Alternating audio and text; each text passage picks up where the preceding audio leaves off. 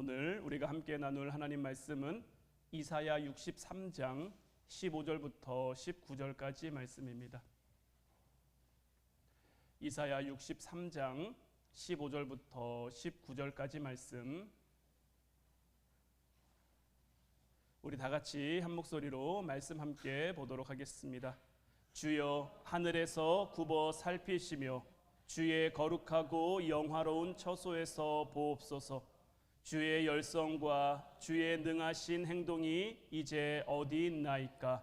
주께서 베푸시던 간곡한 자비와 사랑이 내게 그쳤나이다. 주는 우리 아버지시라. 아브라함은 우리를 모르고 이스라엘은 우리를 인정하지 아니할지라도 여호와여, 주는 우리의 아버지시라.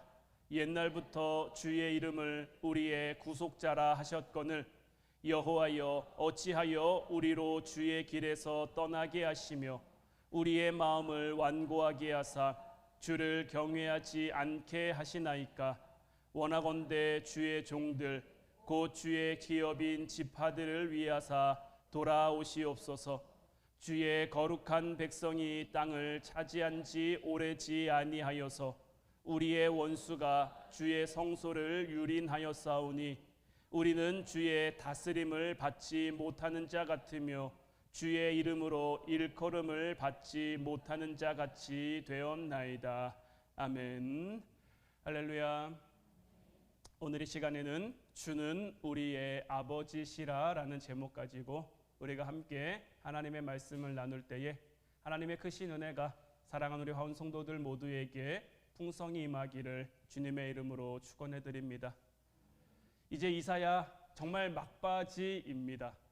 지금 7월 첫 주가 맥주 감사 주일인데 맥주 감사 주일 전까지 지금 이사야를 끝내려고 합니다. 이제 2주 남았는데 2주 동안에 이 이사야를 끝내려고 하는데 모르겠어요. 여러분들이 이사야를 처음 시작하면서 오늘 이제 이 이사야 63장 오기까지 처음 시작할 때도 말씀드렸지만 이 이사야서는 사실 쉬운 성경은 아닙니다. 예언서 중에서도 어려운 성경에 속합니다. 지금 당장은 이해가 되지 않더라도 이사야가 끝날 때쯤 되면 하나님이 주신 은혜가 반드시 우리와 함께 할 것이다 라고 여러분들에게 말씀을 드렸었는데 이제 이사야 63장쯤에 오기까지 여러분들이 어떠신지 잘 모르겠어요. 분명히 함께 하시는 하나님의 은혜가 여러분들에게 있었으리라고 확신하고요. 남은 2주의 시간을 통해서도 하나님께서 우리에게 큰 은혜로 또한 큰 깨달음으로 함께 하셔서 우리의 삶이 더욱 주님을 바라보게 하실 줄로 믿습니다. 오늘 우리가 함께 본 이 이사야서 63장 이 말씀은 하나의 기도문입니다. 우리는 이 기도문이요, 이사야 전체적인 부분 가운데서 마지막 부분에 등장하고 있다는 것에 주목해야 되는데, 왜냐하면 이 기도의 내용이 하나님 앞에 은혜를 구하고 하나님의 도우심을 구하는 데서 그치는 것이 아니라 이 이사야서 전체가 가지고 있는 그 역사적인 그 경험 속에서 그들에게 주어진 어떤 지위나 어떤 형편이나 어떤 상황을 갖는지를 우리가 충분히 고려하면서 이 기도의 내용을 살필 필요가 있기 때문인 거예요. 이사야 63장 1절부터 3절까지 말씀을 보면요, 에돔에서 오는 이 누구며 붉은 옷을 입고 보스라에서 오는 이 누구냐? 그의 화려한 의복 큰 능력으로 걷는 이가 누구냐? 그는 나이니 공의를 말하는 이요 구원하는 능력을 가진 이이니라. 어찌하여 내 의복이 붉으며 내 옷이 포도즙 틀을 밟는 자 같으냐? 만민 가운데 나와 함께 한 자가 없이 내가 홀로 포도즙 틀을 밟았는데 내가 노함으로 말미암아 무리를 밟았고 분함으로 말미암아 짓밟았으므로 그들의 선열이 내 옷에 튀어 내 의복을 다 더럽혔음이라고 되어 있는데, 이 말씀은요, 하나님과 선지자 사이의 대화입니다. 1절 말씀은 하나님이 말씀하시는 장면인 거예요. 에돔에서 오는 이 누구며 붉은 옷을 입고 보스라에서 오는 이 누구냐? 그가 누구냐면 바로 나 하나님이라는 거예요. 구원하신 능력을 가진 하나님이 에돔에서 오며 보스라에서 온다라는 거예요. 그런데 그 모습을 선지자가 보니까 어찌하여 내 의복이 붉으며 어찌하여 내 옷이 포도즙 틀을 밟는 자 같으냐라고, 사실 이것은 어떻게 보면 번역에 좀 약간 잘못입니다. 왜냐하면 선지자가 하나님 앞에 우리나라 정서로 봤을 때는 다소 좀 건방지게 얘기하는 것 같죠. 어찌하여 하나님의 옷이 붉으며 하나님의 옷이 포도즙 틀을 밟는 자 같습니까? 라고 묻는 그 마음인 거예요. 그러니 하나님께서 3절 말씀을 통해서 다시 대답하는 거예요. 내가 만민 가운데 나와 함께할 자를 찾았는데 만민 가운데 나와 함께할 자가 없다는 거예요. 하나님이 아브라함을 택하시고 아브라함의 하나님, 이삭의 하나님, 야곱의 하나님이 되어 주셔서 그들로 하여금 이스라엘이라는 큰 나라, 큰 민족을 이루게 하셨는데 그들에게 젖과 꿀이 흐르는 가나안 땅을 주셔서 그들의 소유가 되게 하고 그곳에서 하나님의 이름을 예배하며 하나님의 이름을 높이며 살아가게 하셨는데 나와 함께할 자를 찾으니 한 사람도 찾을 자가 없어서 내가 노함으로 말미암아 무리를 밟고 분함으로 말미암아 짓밟았더니 그들의 선열이 내 옷에 튀어서 하나님의 옷이 붉게 됐다라는 거죠.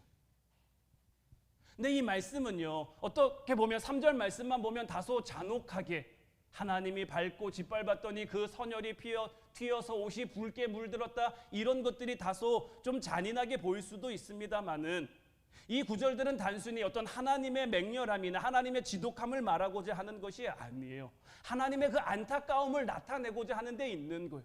하나님이 이렇게 해주셨는데, 이렇게 은혜를 주셨는데, 이렇게 그들을 인도해 오셨는데 왜 그들은 하나님의 마음을 알아주지 않으며 하나님의 뜻에 동참하지 않으며 하나님의 계획에 함께하지 않는지, 하나님이 가지신 그 창조와 구원의 목적을 이루어가는 일에 그들은 왜 동참하지 않는지를 지금 선지자를 향해 묻고 계시는 거예요.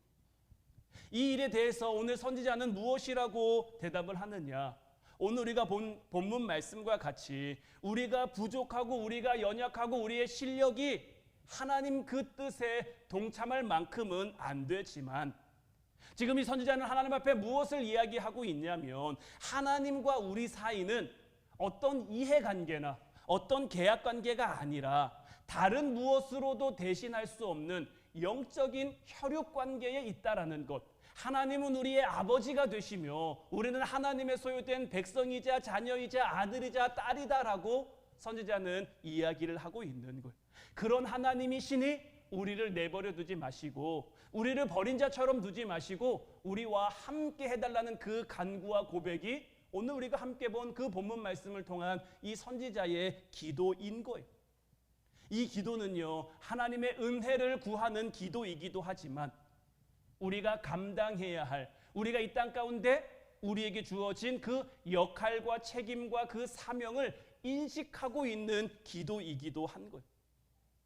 지금껏 우리가 살펴본 대로 이사야 1장부터 39장까지는 이스라엘의 신앙적 실패로 인한 하나님의 심판이 그들에게 임해 성전이 무너졌고 그들의 나라는 망했고 그들은 포로로 잡혀가게 됐죠. 그리고 40장부터 55장까지는 그들이 비록 실패했지만 그들은 비록 하나님의 뜻을 하나님의 계획에 함께하지 못했지만 하나님은 그럼에도 불구하고 그들을 향한 은혜, 그들을 향한 구원, 그들을 향한 회복을 선언하셨단 말이에요. 이사야 55장 12절로 13절 말씀 보면 너희는 기쁨으로 나아가며 평안히 인도함을 받을 것이요 산들과 언덕들이 너희 앞에서 노래를 바라고 들의 모든 나무가 손뼉을 칠 것이며 잣나무는 가시나무를 대신하여 나며 화석류는 찔레를 대신하여 날 것이라. 이것이 여호와의 기념이 되며 영영한 표징이 되어 끊어지지 아니하리니라고 되어 있는 것처럼 하나님은 바벨론 포로로 잡혀가 있는 그들을 향해 회복을 명하셨고 구원을 명하셨고 다시 돌아오게 됨을 명하셨단 말이에요. 이러한 경험은 이스라엘 역사에게만 있는 것이 아니라 우리 모두에게 다 있는 거죠. 어느 시대 어느 누구든지 예수님을 믿는 모든 이들에게 나타날 수 있는 그러한 경험이란 말이에요. 하나님의 은혜는 어떤 특정한 사람에게만 주어지는 것이 아니라 하나님의 함께 하심은 어떤 특별한 사람에게만 나타나는 것이 아니라 예수님을 믿는 예수님을 바라보는 어떤 누구에게든지 어떤 시대 어떤 상황 속에서든지 나타날 수 있는 그런 상황인데 그런데 문제는 무엇입니까? 이사야 56장부터 66장까지 나오는 것처럼 이렇게 하나님으로부터 허락된 그 구원이 이렇게 하나님으로부터 주어진 그 은혜와 구원과 회복이 우리가 바라는 삶을 만족시키지 못했다라는 데 있는 거죠. 하나님이 주신 약속은 확실한 거였는데 그들의 현실은 그들의 기대와는 달랐던 거예요. 잣나무는 가시나무를 대신하여 날 것이고 화석류는 찔레를 대신하여 날 것이고 이것이 여호와의 기념이 되며 영영한 표징이 되어 끊어지지 아니하리라는 그 기대와 소망을 가지고 그들이 예루살렘으로 다시 돌아왔는데 예루살렘으로 돌아와 보니까 어떻습니까? 성전은 무너졌죠. 성벽은 다 허물어졌죠. 그들이 살만한 곳도 없죠. 주변의 이방 나라들은 그들을 끊임없이 위협하죠. 성전을 짓는 중노동, 성벽을 재건하는 중노동, 그들의 삶의 터전을 다시 일으키는, 다시 회복해가는 그런 중노동 속에서 흉년이 들죠. 땅은 황폐하죠. 여러 가지 악조건들이 반복된단 말이에요. 그래서 그들은 체념하고 그들은 절망하고 그들의 신앙은 완전히 바닥나 버리고 마는 거예요. 그래서 하나님께서는 말라기 선지자들을 통해 그들을 책망하죠. 말라기 1장 7절 말씀 보면 너희가 더러운 떡을 나의 제단에 드리고도 말하기를 우리가 어떻게 주를 더럽게 하였나이까 하는도다. 이는 너희가 여호와의 식탁은 경멸히 여길 것이라 말하기 때문이라. 하나님께서 그들을 다시 돌아오게 하셨고 그들의 삶을 회복했는데 그들의 삶이, 그들의 현실이 그들의 기대와 그들의 바람과 다르니까 그들의 신학이 완전 바닥을 치는 거죠. 그렇다고 하나님을 떠날 수도 없죠. 하나님 없는 것처럼 살아갈 수도 없죠. 어쩔 수 없이 제사하고 어쩔 수 없이 예배하는데 그런 예배를, 그런 제사를 하나님이 기뻐하시겠냐고요. 억지로 드리는 그 제물들을 하나님이 기뻐 받으시겠냐고요. 그러니 더러운 떡을 나의 제단에 드린다. 하나님께서 이들을 향해 말라기서를 보면요 11조에 대한 얘기가 나옵니다. 하나님이 왜 어떻게 보면 이 말라기서 상황 속에서 11조 얘기는 굉장히 뜬금없는 얘기입니다. 그들이 지금 하나님 앞에 잘못하고 있단 말이에요. 하나님 앞에 범죄하고 있단 말이에요. 그런데 뜬금없이 하나님은 11조 얘기를 합니다. 하나님이 왜 11조 얘기를 하시냐면 이렇게라도 해보라는 거예요. 내가 너희에게 이 말씀을 주니까 너희가 이 말씀대로 해보라는 거예요. 말씀이 이루어지는지 이루어지지 않는지 해보면서 나를 시험하라는 거예요. 나는 약속을 이루고 약속을 성취하고 적은 자를 통해 강한 나라를 만들고 약한 자를 통해 큰 나라를 만드는 하나님이니 너희가 이 11조를 드림으로라도 나를 시험해서 내가 너희를 축복하지 않는지, 내가 너희와 함께하는지 함께하지 않는지를 살펴보라는 거예요.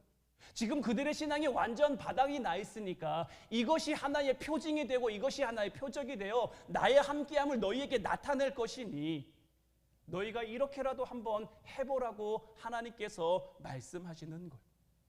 이러한 모습 가운데, 이러한 현실 가운데 분명 이스라엘이 잘못한 것은 맞습니다. 하지만 그들의 상황, 그들의 현실을 보면요 우리도 다른 나라, 다른 사람 이야기라고만은 할 수 없는 거예요. 우리도 이럴 때가 있지 않습니까? 안 믿을 수도 없고 믿지 않니 우리에게 주어진 현실의 무게가 너무 무거워서 너무 버거워서 이러지도 못하겠고 저러지도 못하겠는 그런 상황. 차라리 시원하게 욕이라도 하고 떠났으면 좋겠는데 떠나자니 하나님이 계신 게 안 믿어지는 건 아니란 말이에요. 예수님이 살아계신 게 안 믿어지는 건 아니란 말이에요.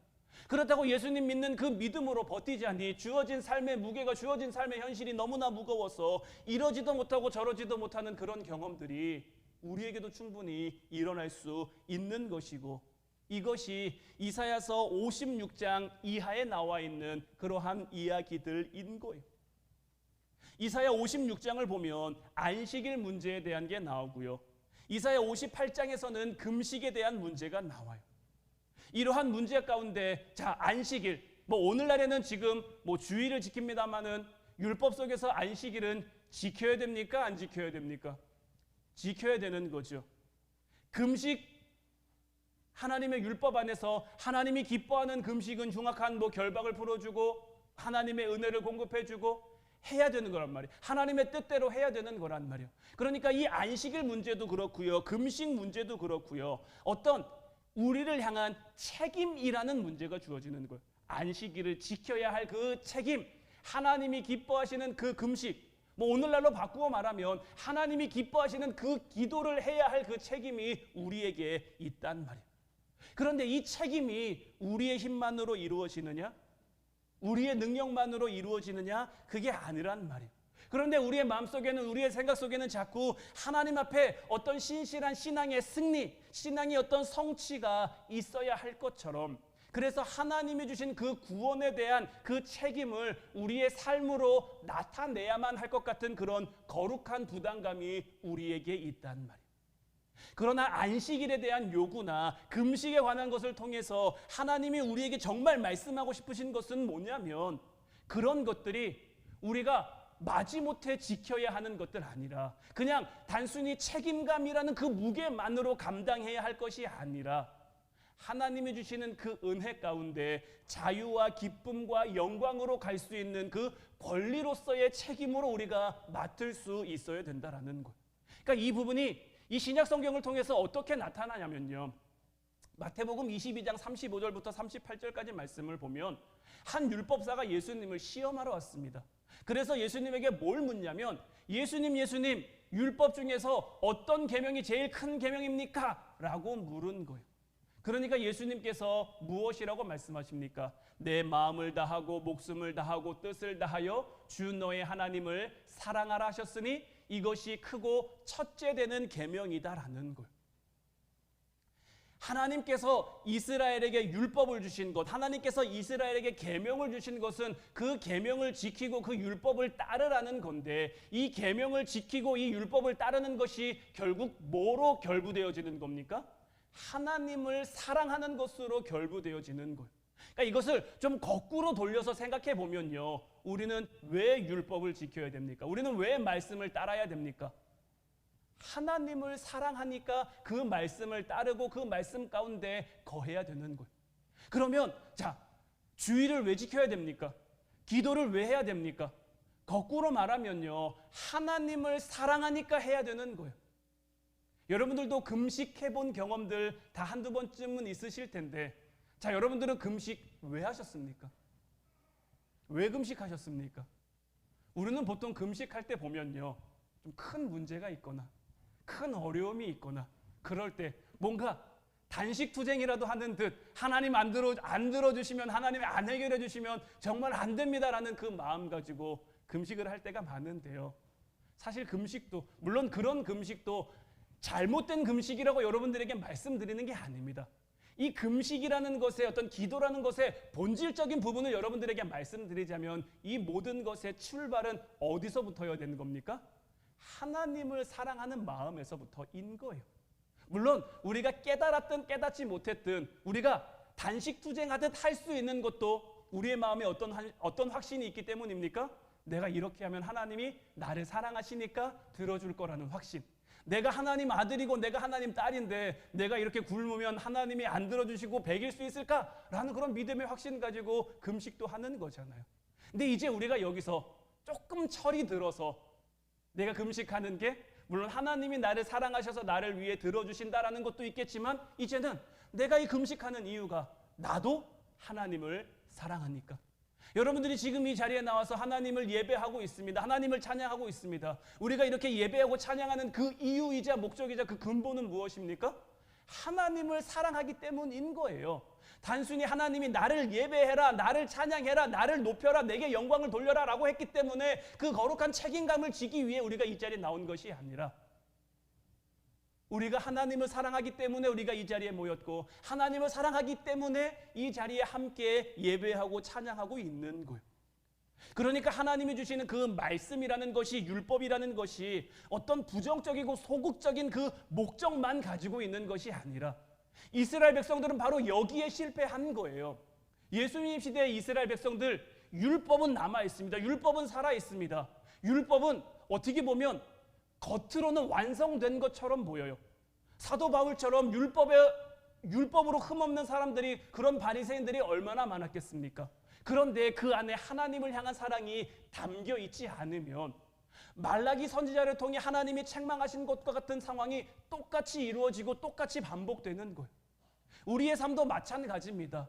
우리가 하나님을 예배하는 것, 하나님 앞에 헌신하는 것, 하나님을 섬기며 하나님을 봉사하는 이 모든 것들 가운데 하나님을 사랑하는 그 마음이 빠져버리면요, 이 모든 것들은 하나님이 기뻐 받지 못할 만한 그런 것들로 전락할 수밖에 없는 것.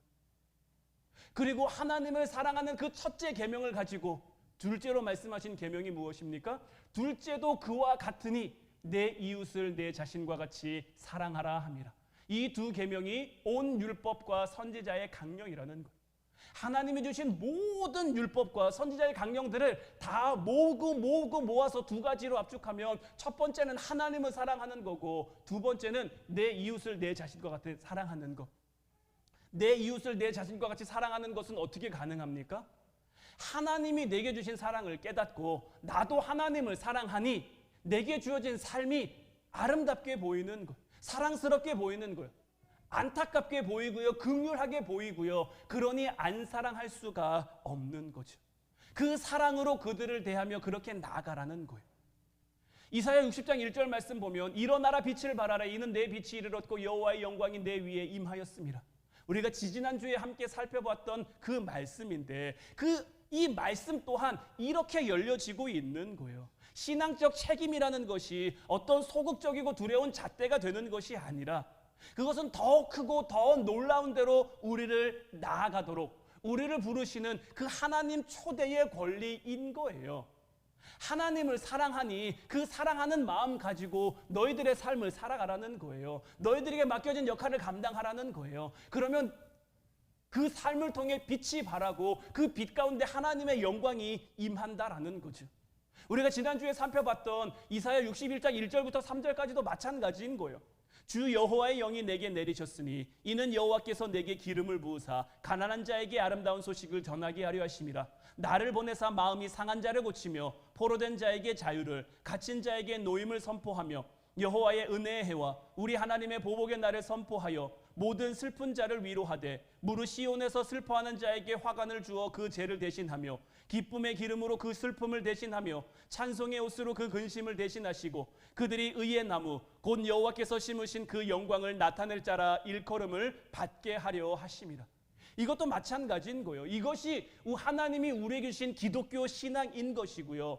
우리의 신앙적 책임은 이렇게 긍정적이고 기적적이고 소망적이고 하나님의 약속을 이루어가는 것. 우리가 어떻게 포로된 자를 자유롭게 하겠습니까? 우리가 어떻게 슬픈 자를 위로할 수 있겠습니까? 그를 어떻게 기쁨 가운데, 그를 어떻게 소망 가운데 나아가게 할 수 있겠습니까?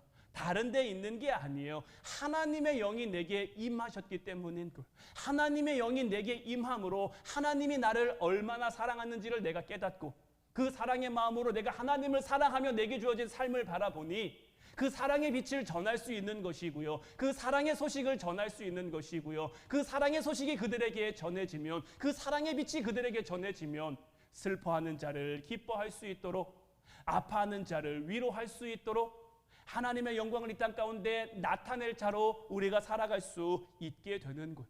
이 모든 것들이 누구로 인함인 겁니까? 하나님으로 인함인 거예요. 우리로 인함이 아니고요. 하나님으로 인함인 거예요. 그래서 요한복음 15장 5절부터 12절까지 말씀은 포도나무와 가지의 비유인데요.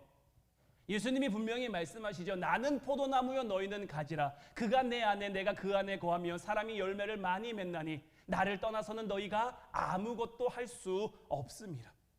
가지가 나무에 붙어 있지 않으면요, 그 가지는 당연히 열매를 맺을 수가 없는 거예요. 그런데 가지는요 나무에 붙어 있어야 되죠. 붙어야 살 수 있는 거예요. 그런데 하나님께서는 여기서 우리에게 주신 놀람이 뭐냐면요, 그것을 우리의 선택에 맡기셨다라는 거예요. 우리는 예수님이라는 나무에 붙어 있을 수도 있고요, 아니면 예수님이라는 나무를 떠나서 세상이라는 나무에 붙어 있을 수도 있어요. 그것은 우리의 선택이고 우리의 자유인 거예요. 하지만 우리가 우리 스스로 예수님이라는 나무에 붙는 것, 예수님이라는 나무를 통해서 열매를 맺는 것, 그것이 순종이자 자유가 되는 거예요. 왜냐하면 하나님께서 우리로 하여금 택할 수 있게 하셨으니까요. 그러면서 예수님께서 말씀하신 것이 뭐냐면 너희가 내 안에 거하고 내 말이 너희 안에 거하면 무엇이든지 원하는 대로 구하라. 그리하면 이루리라. 너희가 열매를 많이 맺으면 내 아버지께서 영광을 받으실 것이요 너희는 내 제자가 되리라. 하나님은 우리를 불러내셔서 하나님 사랑 안에 거하라고 요구하시는 것. 그래서 사랑 안에 거하는 것, 하나님이 주신 그 말씀과 계명 안에 거하며 그것을 지키는 것이 주님 안에 거하는 것이고 예수님이라는 나무에 붙어 있는 것이고 예수님을 사랑하는 방법이라고 말씀하시는 거예요. 그런데 때로는 예수님이라는 그 나무에 붙어 있는 것이 우리에게 속박인 것처럼, 우리에게 구속인 것처럼, 우리를 억압하는 것처럼 들려지고 여겨지는 것은 우리 안에 여전히 자리 잡고 있는 그 죄성 때문인 거예요. 이 죄된 마음이요, 예수님이라는 그 나무에 붙어야 우리가 살 수 있고 우리가 열매를 맺을 수 있고 그 열매로 주인에게, 그 열매로 하나님께 영광을 돌릴 수 있다는 것도 알아요. 알지만 알면서도 때로는 이 나무에 붙어 있는 것이, 내 이 나무에 붙어 살아가는 것이 나를 살리는 길인데 또 나를 죽이는 것 같고 나를 복되게 하는 건데 나를 힘들게 하는 것 같은 그런 마음이, 그래서 신앙의 길을 걸어가는 것이 어렵고 힘들다는 마음이 드는 것이 바로 이런 우리에게 있는 아담과 하와 때로부터 우리에게 이루어져 계속해서 이어져 내려온 그 죄된 마음 때문인 거예요. 자, 여러분들 한번 이렇게 생각을 해보세요. 여러분들이 어떤 카페에 갔는데요, 커피가 이렇게 놓여 있는 거예요. 근데 그 카페에 어떤 문구가 써 있냐면 자유롭게 여러분들이 커피를 따라 마시세요라고 쓰여 있단 말이에요. 그러면 그 안에 있는 동안은 자연스럽게 커피를 원하는 만큼 마시고 싶은 만큼 갖다 마실 수 있겠죠. 근데 어떤 사람이 집에서 이만한 말통을 가지고 와가지고 그 커피를 잔뜩 따라가지고 집에 가져가려고 한단 말이에요. 그러면 이것은 그 카페를 연 사람의 목적과 그 마음에 부합하는 걸까요? 부합하지 않는 걸까요? 커피를 자유롭게 마시라는 것은 그 안에 와서 자연스럽게 마시라는 거죠. 그 안에 있는 동안은 내가 몇 잔이고 뭐 10잔이고 20잔이고 마실 수가 있어요. 그런데 주인이 그 카페를 만들어 놓은 것은 챙겨가고 가져가고 싸가고 이런 건 아니란 말이에요. 그렇게 되는 것은 뭐죠? 잘못된 그 욕심의 마음인 거죠. 근데 우리 안에요, 이런 마음이 있다니까요. 우리 안에 이런 마음이 있어서 예수님 안에 살면요, 우리가 예수님의 은혜를, 예수님의 사랑을, 예수님의 축복을 얼마든지 누리며 살아갈 수 있다는 걸 알아요. 예수님 안에 있을 때 얼마든지 주님께서 우리에게 공급해 주시니까요. 그런데 우리는요, 자꾸 세상으로 내가 나가면서요, 주님이 내게 줄 수 있는 좋은 것만 가지고 가고 싶은 거예요. 물질의 축복, 건강의 축복, 사업이 잘 되는 축복, 뭔가 형통한 축복, 하나님을 떠나면서 세상으로 나가면서 이런 것만 내 삶에 유지되고 이어지고, 내가 하나님의 이름을 잃지 않았으니, 하나님의 이름을 잊지 않았으니 내 삶 가운데 이런 것들만 이루어졌으면 좋겠다라고 그렇게 생각하는 마음이 우리에게 있다라는 거예요. 그런데 이것은 주님께서 우리에게 원하시는 그 모습이 아니다라는 거죠. 주님께서는 우리가 주님 안에 거하며 주님을 향해 나아가며 그렇게 살아가길 바라시는 거예요. 여러분들이 어떤 병원을 갈 때요, 어떤 병원 하나를 찾아가더라도 어떤 병원이 좋은지, 어떤 병원이 환자를 잘 보는지, 어떤 의사 선생님이 좋은지 이런 것들을 다 알아보고 찾아갑니다. 뭐 저희도 저희 아이들 뭐 소아과 때문에 뭐 이 병원도 가보고 저 병원도 가보고, 그래서 찾고 찾아서 지금은 뭐 한 병원을 거의 뭐 정착한 것 같긴 합니다만은 이렇게 여러 개 알아본 다음에 잘하는 대로 간단 말이에요. 여러 개의 이름을 써놓고 병원 이름 몇 개 써놓고 눈 감고 어떤 곳을 고를까요? 이렇게 해서 가는 사람은 아무도 없단 말이에요. 똑똑하다, 뭐 분별력이 있다, 책임이 있다라고 하는 것, 하나님 안에서 이런 것이 무엇을 의미하냐면 더 진실된 것, 더 복된 것, 더 옳은 대로 우리 자신을 몰아가는 것을 말하는 것. 집중과 선택이라고 하는 것은요, 우리로 하여금 무엇이 우리를 살리는지, 무엇이 우리를 복되게 하는지, 병원 골라서 찾아가는 것처럼, 좋은 의사를 골라 찾아가는 것처럼 우리로 하여금 그것에 선택하고 그 목적에 선택하고 그 목적에 부합하는 곳을 향해 나아가도록 우리를 이끌어가는 것, 이게 바로 성경이 우리에게 하고자 하는 이야기인 거예요. 오늘 본문 말씀을 우리가 다시 한번 보면, 주여 하늘에서 굽어 살피시며 주의 거룩하고 영화로운 처소에서 보옵소서. 주의 열성과 주의 능하신 행동이 이제 어디 있나이까? 주께서 베푸시던 간곡한 자비와 사랑이 내게 그쳤나이다. 주는 우리 아버지시라. 아브라함은 우리를 모르고 이스라엘은 우리를 인정하지 아니할지라도 여호와여, 주는 우리의 아버지시라. 옛날부터 주의 이름을 우리의 구속자라 하셨거늘 여호와여, 어찌하여 우리로 주의 길에서 떠나게 하시며 우리의 마음을 완고하게 하사 주를 경외하지 않게 하시나이까? 원하건대 주의 종들 곧 주의 기업인 지파들을 위하사 돌아오시옵소서. 주의 거룩한 백성이 땅을 차지한 지 오래지 아니하여서 우리의 원수가 주의 성소를 유린하여 싸우니 우리는 주의 다스림을 받지 못하는 자 같으며 주의 이름으로 일컬음을 받지 못하는 자 같이 되었나이다. 이 말씀, 이 기도를 통해 우리는 무엇을 깨달을 수 있겠습니까? 아브라함은요, 책임을 지지 않겠다고 도망갈 수도 있습니다. 하나님이 부르셨죠. 하나님이 그를 부르셨지만 아브라함은 하나님의 그 부르심 가운데 얼마든지 도망갈 수 있어요. 이스라엘도 하나님 우리를 제발 그러지 마세요. 하나님 우리를 제발 그만 놔두세요 라고 그 하나님의 부르심으로 도망칠 수 있어요.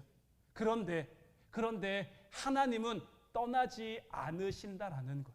우리가 도망할지라도, 우리가 떠날지라도 하나님은 도망하거나 떠나지 않는다라는 거예요. 이것이 오늘 이 말씀을 통해 하나님이 우리에게 주시는 메시지자 선지자가 하나님 앞에 간구하는 이 기도인 거예요.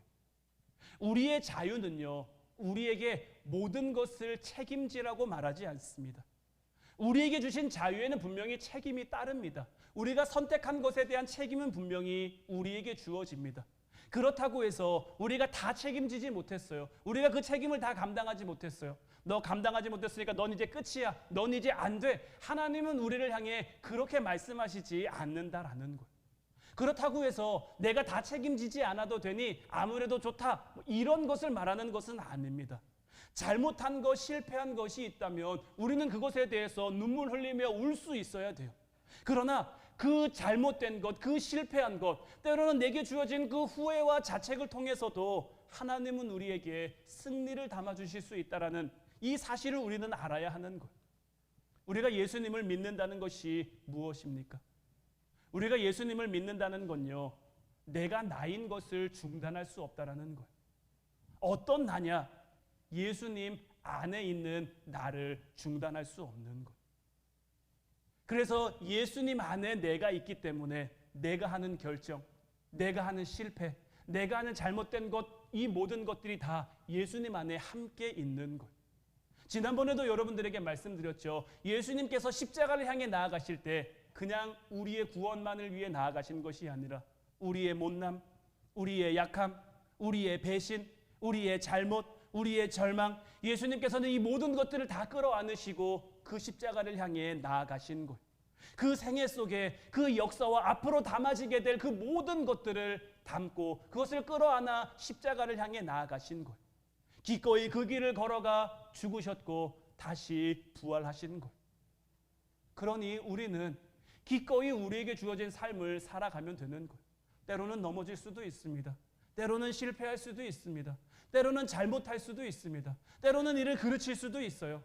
하지만 그런 잘잘못에 연연할 것이 아니라 이 모든 것들이 다 어디 안에 담겨 있는 겁니까? 예수님 안에 담겨 있는 거예요. 왜요? 우리는 다 예수님이라는 나무에 붙어 있는 가지니까요. 예수님을 떠나서는 살아갈 수 없고 예수님을 떠나서는 아무런 열매를 맺을 수 없으니까요. 저희 교회 화단에도 몇 그루의 나무와 이런 것들이 있는데요. 이 나무가요, 자꾸 병이 든다고 해야 될까요? 이렇게 뭐가 생긴다고 해야 할까요? 이런 게 자꾸 생긴단 말이에요. 근데 이게 보면은 나무 원 줄기에 생기기보다는요, 그 가지들, 그 끝 쪽에 많이 생기더라고요. 새로 난 잎들에. 나무가 살아 있으면요, 가지나 잎은 병들어도요 다시 살아날 수 있어요. 가지에서 영양분만 충분히 공급되면요, 가지에서 충분한 생명력만 공급되면요, 가지가 좀 잘못돼도요, 가지가 좀 실패해도, 때로는 가지가 꺾여 나가도요, 가지가 잘려 나가도요, 나무가 살아 있으면요 얼마든지 다시 날 수 있어요. 얼마든지 다시 회복될 수 있어요. 그런데 아무리 건강한 가지, 아무리 튼튼한 가지, 아무리 화려하고 예쁜 가지라고 할지라도요, 나무에서 꺾여 나가면요, 얼마 동안은 그 생명을 유지할 수 있는 것처럼 보일지 몰라도 끝내 말라 죽을 수밖에 없는 거예요. 우리는 예수님이라는 나무에 붙어 있는 가지인 거예요. 우리가 그것을 선택해 지금 이 길을 걸어가고 있고요. 이 길 속에서 하나님을 사랑하며 하나님을 향해 나아가기를 우리 예수님이 우리를 향해 바라고 구하고 계신 것. 때로는 그 길을 걷는 동안 말씀드린 것처럼 잘못할 수도 실패할 수도 있지만 주님은 그 모든 것들을 다 끌어안아주고 계신 것. 그러니 이제 잘잘못에 연연하는 것이 아니라 우리에게 그냥 허락된 우리의 삶의 조건 속에서 우리의 삶의 현실 속에서 아프면 아픈 대로 힘들면 힘들 대로 그 삶을 살아가면 하나님의 은혜가 하나님의 영광이 우리와 함께 하는 것. 오늘 말씀의 제목처럼 하나님은 우리 아버지이신 거예요. 우리는 다 하나님의 자녀인 거예요. 하나님의 자녀라는 그 위대함이 이제 우리의 삶을 통해 여러분들의 삶을 통해 나타날 수 있기를 주님의 이름으로 축원해 드립니다. 우리가 뭐 대단해서 하나님 자녀가 된 거 아니잖아요. 뭐 잘한다고 해서 하나님이 우리를 자녀 삼아 주신 것 아니잖아요. 우리 약한 거 다 아시고 우리 부족한 거 다 아시지만 이런 우리를 하나님이 자녀 삼아 주셨고 우리에게 바라는 건 다른 게 아니에요. 그냥 자녀로서의 삶을 살아가라는 거예요. 때로는 힘들지만 때로는 아프지만 때로는 그래서 눈물 나지만 그 자리에서 하나님 자녀로 살아가면 하나님 자녀라는 역할을 감당하면 하나님이 우리로 하여금 일어나서 빛을 발할 수 있게 우리를 통해 하나님 사랑이 이 땅 가운데 전해질 수 있게 그래서 우리의 가정이 거룩한 하나님의 가정으로 우리의 교회가 하나님이 세우시고 하나님이 쓰실 만한 그런 복된 교회로 하나님이 세워가시고 하나님이 만들어 가신다라는 거예요. 이제 이 하나님의 약속 하나님의 말씀을 믿으면서 주는 우리 아버지시라는 그 믿음의 확신 속에 우리에게 주어진 길을 걸어갈 수 있는 저와 여러분들 되시기를 주님의 이름으로 축원해 드립니다. 기도하겠습니다.